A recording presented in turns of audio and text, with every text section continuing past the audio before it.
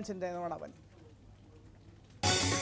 ಖಾತೆ ಹಂಚಿಕೆ ಸರ್ಕಸ್ಗೂ ಕೊನೆಗೆ ತೆರೆ. ನೂತನ ಸಚಿವರಿಗೆ ಇಲಾಖೆಗಳ ಹಂಚಿಕೆ, ರಾಜ್ಯಪಾಲರಿಂದ ಪಟ್ಟಿಗೆ ಅಧಿಕೃತ ಮುದ್ರೆ.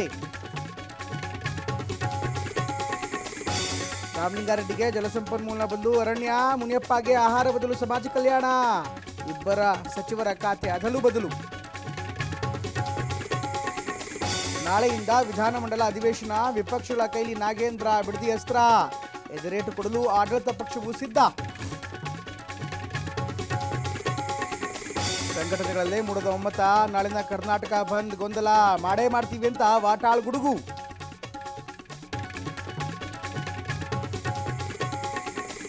ನಭೋಮಂಡಲದಲ್ಲಿಂದು ಖಗ್ರಾಸ ಸೂರ್ಯಗ್ರಹಣ, ಬಾನಂಗಳದಲ್ಲಿ 7 ಗಂಟೆಗಳ ಕಾಲ ವಿಸ್ಮಯ.